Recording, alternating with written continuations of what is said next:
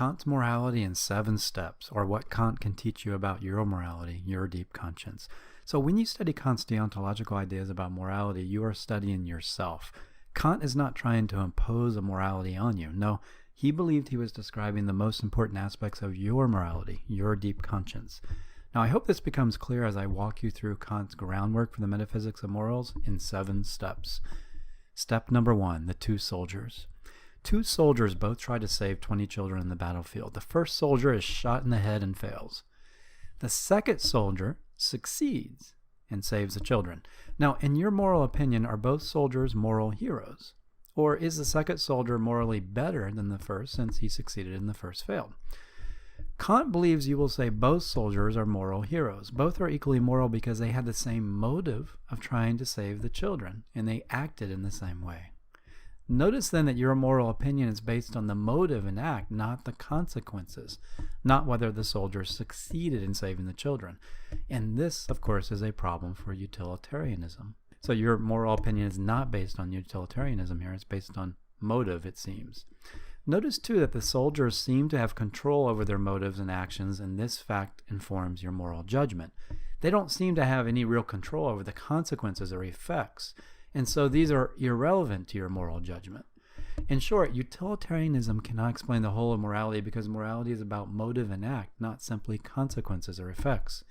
Again, Kant is not telling you what is moral. He is using the soldier example to clarify your own morality. Step number 2 is the 3 shopkeepers. So consider the following 3 shopkeepers. Who, in your opinion, is most moral and why?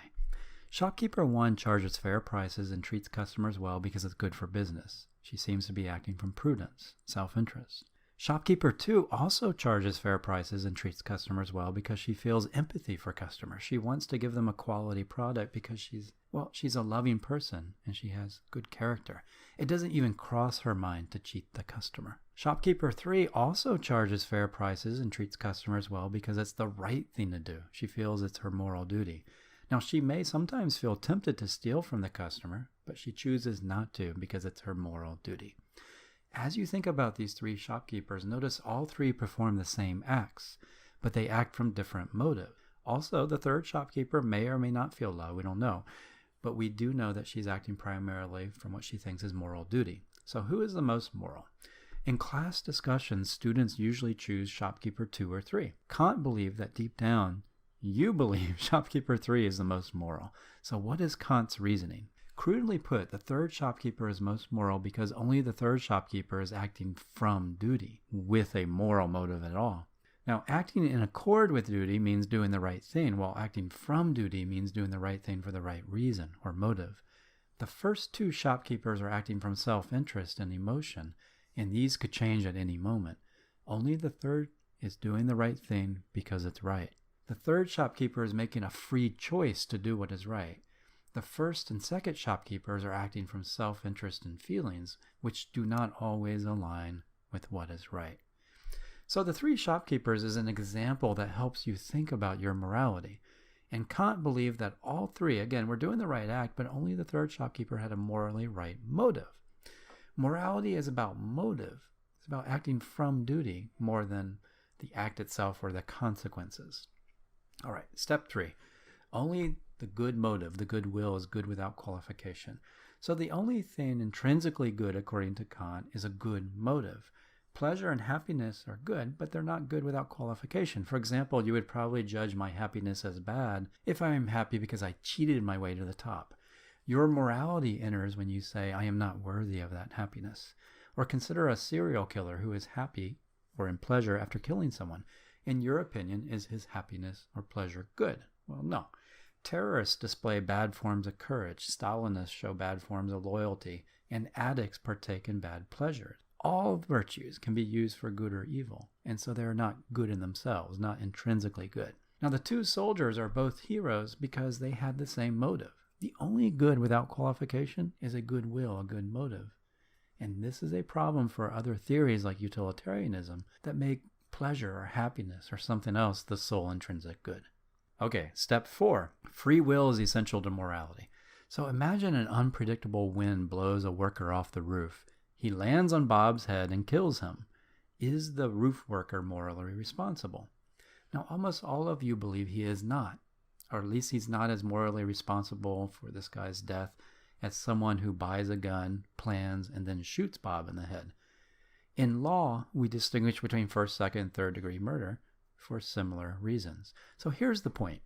Your moral judgment presupposes freedom, autonomy. You don't hold him morally responsible if you don't believe he was a free, autonomous agent. If a robot kills someone, you hold the programmer, not the robot, morally responsible. And Kant believes morality presupposes the possibility of humans acting freely, of being aware of their desires and choosing to act on some for reasons, and not just being forced to act on them. So I am not morally praiseworthy for doing X unless I choose X. Notice how this relates to the three shopkeepers. The second shopkeeper is acting from feelings that she may not have chosen, but the third chose to do the right thing. Morality should be based on what we can control and choose. And so again, only the third shopkeeper is moral. So let's do a summary of the first 4 steps. First, Kant is not presenting a theory for your consideration. He's presenting important insights about the conscience already within you. The soldiers and the shopkeepers illustrate the truth that morality is mostly about motives, not consequences or effects. To have the right motive is to freely choose to act from duty, not simply in accord with it. To act from duty involves doing what is right simply because it is right. But what exactly is that? What is duty? What makes something right? Let's go to step 5. Moral duty arises from what's called the categorical imperative, not the hypothetical imperative. So Kant is not talking about duty to your culture, family, military, or employer. He is talking about a deeper form of duty, and this is where morality comes from. Now, you're often aware of this deep form of duty. It's the source, again, of your true morality. It tells you what you ought to do. So his next step is to explore the main types of duty that you do experience, the main types of oughts, O-U-G-H-T-S. And he calls these oughts imperatives. I'll focus on the 2 main ones. The first ought is the hypothetical imperative, the hypothetical ought. And it's based on your changing desires, goals, and feelings. For example, you ought to take art classes, maybe your imperative, if you want to be an artist. But let's say you change your mind and now you want to be a programmer. You will now experience a different type of ought, a different imperative. You may feel you ought not to take art classes, but you ought to apply for an internship at Cisco. In short, your hypothetical imperative, or oughts, change as your desires and goals change. People often have different hypothetical imperatives because they have different desires and goals. According to Kant, this type of ought that you experience, this type of imperative, is not the source of morality, though many people mistakenly think it is, like egoists and utilitarians. So let's go to the next type, the categorical imperative, the categorical ought. This is the second type of ought that you experience. It is not based on your changing desires, goals, and feelings. Categorical imperatives, or oughts, are always present regardless of your goals, desires, and feelings. The categorical imperative tells you not to steal, even though you may feel like stealing right now, or it's in your self-interest. It tells you it's wrong to break promises, even though it may be in your self-interest to break them. It commands you to not use people as mere tools, even though it may sometimes be pleasurable to use them as mere tools or means or things. It tells you it is always wrong to rape. Morality, your real conscience, is the categorical imperative. So this categorical imperative, this type of ought, is the key to morality. It is your conscience. But at this point, this doesn't really clarify the nature of duty much, so Kant will now have to clarify what the categorical imperative really is. So before doing so, let's do a quick practice activity. Identify the following 4 imperatives as hypothetical or categorical. You can see them on the screen there. Only the third is a categorical imperative. The first is not moral or categorical because it's based on maximizing self-interest. It's based on what you want to do for yourself right now. The second is not moral because it's based on a fear of embarrassment and desire to maximize happiness for oneself. The fourth depends on authority or the desire to please God. Although Kant believed in God, he did not believe morality depended on theistic belief, at least not in this way. He was not a divine command theorist. Only the third imperative is moral or categorical, for only it is based on doing good for goodness sake. You should do right because it's right, not because it might be in your self-interest or might bring you about good consequences. Okay, so acting from duty is following the categorical imperative, and we have an intuition of what that is. Step 6 will get us deeper into this and clarify it. Step 6 is about real duty. Kant believes that your conscience, the categorical imperative, is reducible to more than one rule, but he also believes these rules are equivalent because they lead to the same duties. Let's start with this simpler second formulation, which is this.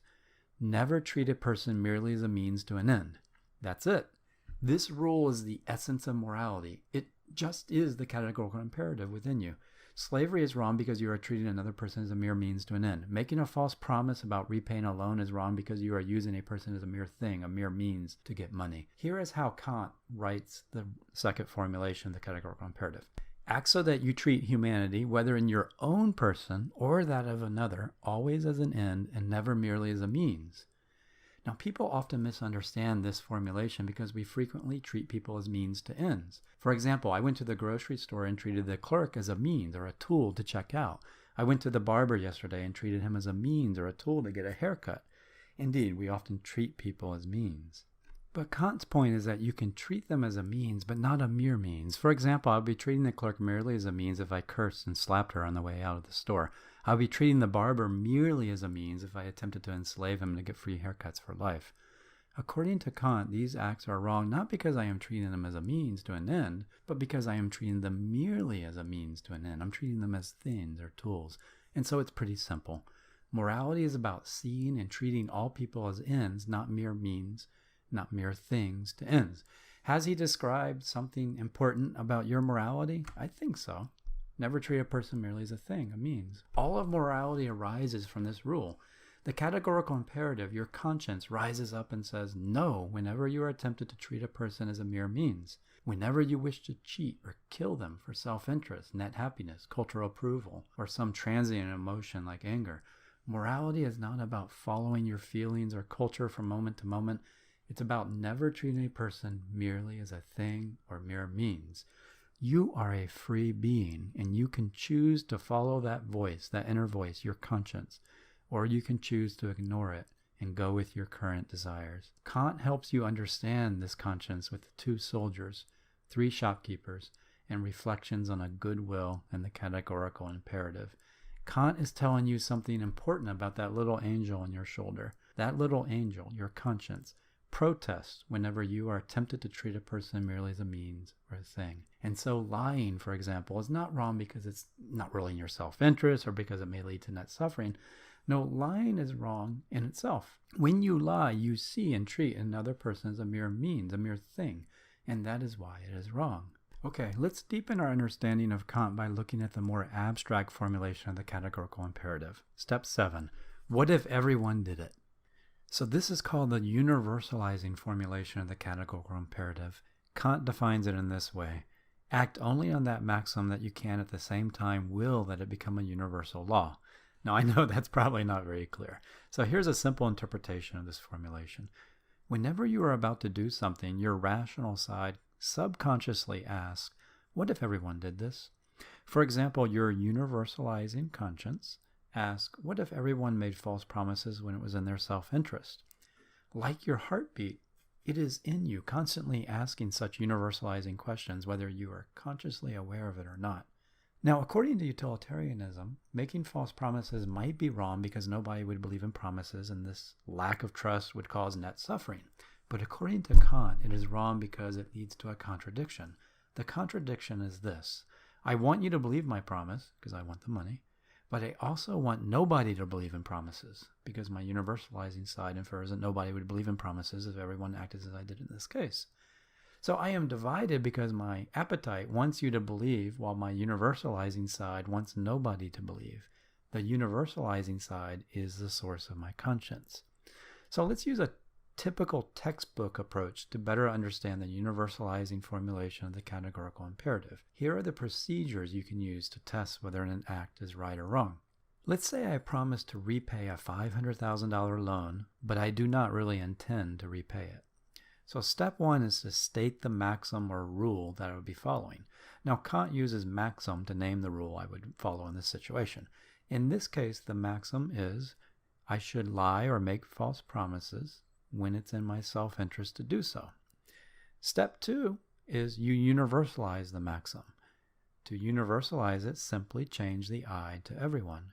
So, everyone should lie or make false promises when it's in their self-interest to do so. Step three is where you evaluate the universalized form of the maxim. Now, if it leads to a contradiction, then it's not a good act. It's not permissible. And if it does not lead to a contradiction, then it is permissible.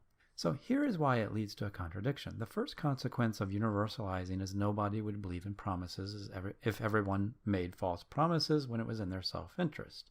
But that's not why it's wrong.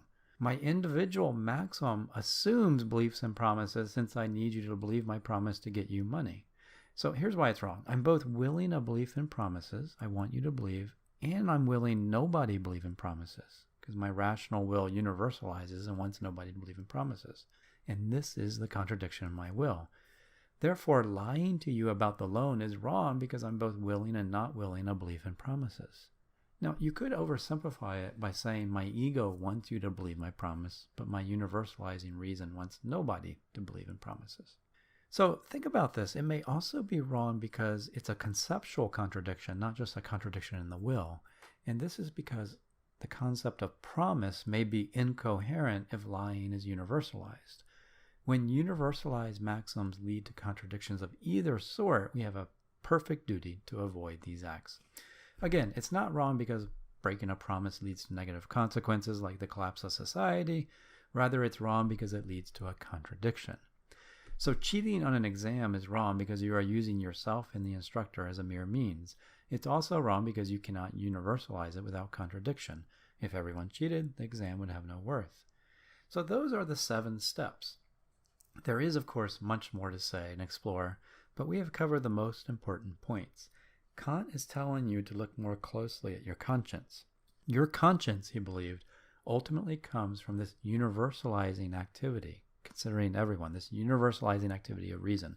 It comes from the categorical imperative that also speaks like this: never treat a person merely as a means to an end. And I find that latter one much easier to understand. So your conscience is not from emotions, feelings, culture, upbringing, self-interest, happiness, biology. No, your conscience is that which judges each. Never treat a person merely as a means to an end. Universalize, consider everyone. Indeed, perhaps the greatest strength of Kant is that he outlines how morality says this: child rape is wrong. It's just wrong. You don't have to think about anything else or argue about net happiness in regards to child rape. It's wrong. You're treating a person merely as a means to an end. Your conscience immediately judges child rape as wrong. Your conscience, that inner voice, the little angel, the cricket guiding Pinocchio, it says, no, that's wrong. The person who chooses morality follows this conscience. Like Socrates, they listen to that inner daemon, the inner voice. And what does Kant do? Well, he tries to shed light on the nature of that voice. Your conscience has something to do with universalizing, and it sees each person as intrinsically or even infinitely valuable. It protests when you see, desire, or act as if other people are mere things or means. Of course, every ethical approach has its strengths and weaknesses, or more precisely, its limits. And one reason every ethical approach has its limits is because the deepest aspects of life cannot be thought about. They must be lived. Anyway, like utilitarianism, Kant teaches us something important about morality, but I don't think he describes the whole of it. In the next video, we will consider some criticisms of Kant's insights about morality. Thank you.